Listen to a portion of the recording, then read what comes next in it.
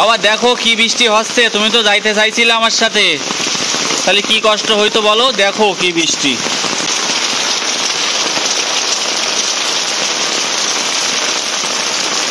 দেখুন। সাইড দে, সাইড দে। মোটামুটি বাজার টাজার করে ফিরে আসলাম বাজার থেকে। মধ্যে কর্ম নাই ওইভাবে মানুষের।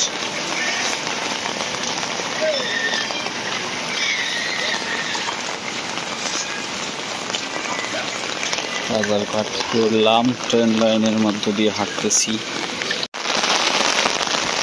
প্রচন্ড বৃষ্টি পড়তেছে, দেখুন প্রচন্ড রকম বৃষ্টি পড়তেছে একদম।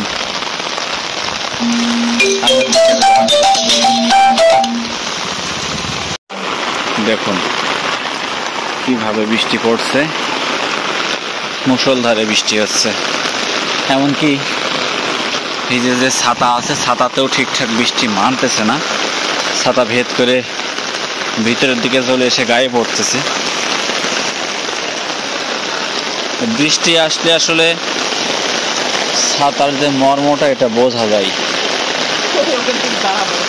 বৃষ্টির দিনে ছাতা কতটা জরুরি সেটা বোঝা যায়, যতটা রোদটা বোঝা যায় না। রোদটা অতটা প্রয়োজন পড়ে না, যে কোনোভাবে রৌদ্রটাকে উপেক্ষা করা যায়, কিন্তু বৃষ্টিকে আসলে কোনোভাবে উপেক্ষা করা যায় না ছাতা ছাড়া। দেখুন যাকে যেভাবে দেখবেন প্রত্যেকের কাছেই কিন্তু ছাতা আছে। ট্রেন লাইনের পাশে সবাই দাঁড়িয়ে আছে, আর অনেকেই, আমরা তো প্রয়োজনের স্বার্থে বের হয়েছি, অনেকেই যাদের নিতান্তই দরকার নাই তারা বের হয় নাই, ওইভাবেই চলে যাচ্ছে তারা। যেটা বলছিলাম যে আসলে এত পরিমাণ বৃষ্টি হচ্ছে যে ছাতাতেও মানতেছে না।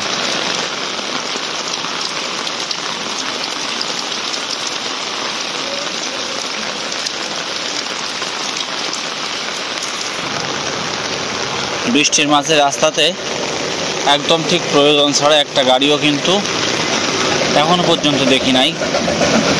যাত্রী চলাচলের যে গাড়িগুলো, সে গাড়িগুলো দেখি নাই বললেই চলে,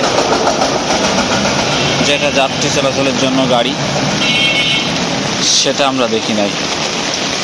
এই যে দু একটা রিক্সা যাদের আসলে গন্তব্যে যাওয়া অথবা গন্তব্যে ফেরার জন্য, তারা শুধুমাত্র তারাই বের হয়েছে। যেমন আমার মতো মানুষ নন গভর্নমেন্ট সার্ভিসের ভিতরে থাকাতে আবহাওয়া যেটাই হোক না কেন বের আপনাকে হইতেই হবে। তারই পরিপ্রেক্ষিতে একদম আবহাওয়া খারাপ থাকার কারণে ড্রেসের শিথিলতা নিয়ে ছাতা মাথায় করে বের হয়ে চলে আসলাম, এবং বের হওয়ার পর থেকে প্রায় 3 ঘন্টা মতো যেখানে যেখানে গেছি, যেভাবে গেছি পুরোটাই বৃষ্টি গায়ের উপর দিয়ে চলে গেছে। মানে মোটামুটি আকারের নিচের দিকটা, মানে মাজার নিচ থেকে পা পর্যন্ত মোটামুটি পুরোটাই ভিজে গেছে। উপরের দিকটা কোনো কাদায় ছাতির জন্য একটু রক্ষা পেয়েছে আর কি। দেখুন এক সাইকেলওয়ালা ভাই আসতেছে ছাতি মাথায় করে,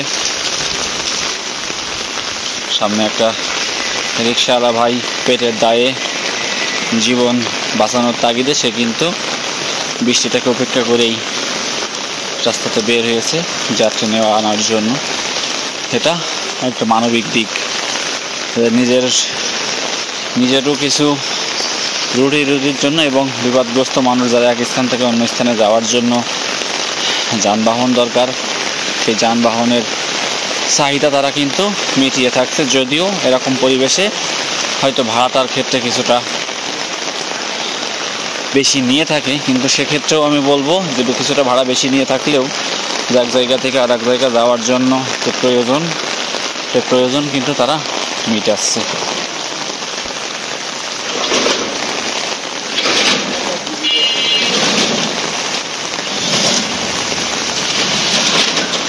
এই যে আর ভিজে ভিজে আসলে আবহাওয়া দেখুন যে একটু আগে একটু পরিষ্কার ছিল, কিন্তু বৃষ্টির মাত্রাও বাড়ছে, আবহাওয়াটাও দেখেন। জানি না যে ঠিকঠাক আবহাওয়াটা আমার ধরছে কিনা। আবহাওয়াটাও কিন্তু একটু অন্ধকার হয়ে গেছে আগের তুলনায়।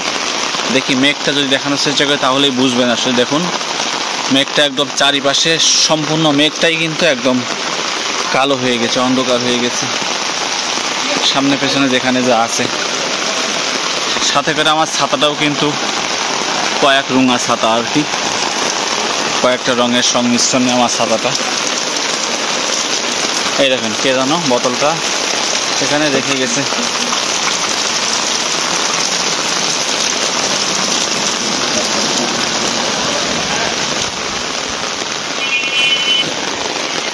এই দেখুন আমি প্রায় ভিজতে ভিজতে আর আসলে ভিজে ভিজেও অবস্থা খুবই খারাপ। দেখুন চলে আসলাম প্রায় বাসার কাছাকাছি। এই দেখুন মানে একদম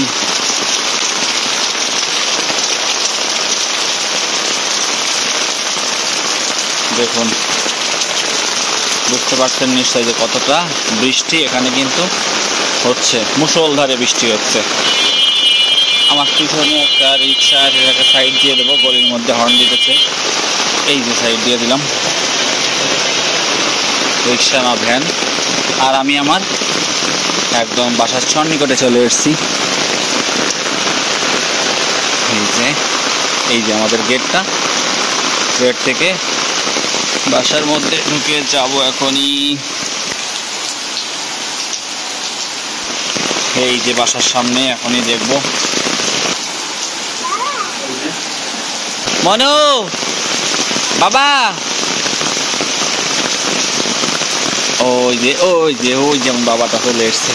বাবা দেখো কি বৃষ্টি হচ্ছে, তুমি তো যাইতে চাইছিলে আমার সাথে, তাহলে কি কষ্ট হইতো বলো। দেখো কি বৃষ্টি, দেখছো শেষ হয়ে গেছি পুরো একদম। দেখো নিচ পর্যন্ত পুরো ভিজে গেছি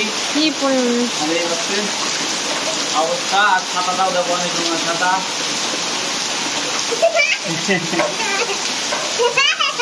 বাবা কি বৃষ্টি, তুমি তো যাইতে চাইছিলে আমার সাথে। বাবা এসে বলে এসো, তুমি তোমার নিয়ে যাই নাই, কত কান্না গেছি, কত কি করছো।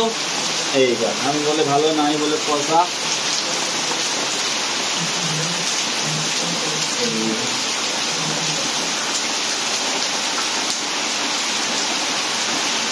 আমরা আসছি, ফিরে আসছি রাস্তার থেকে।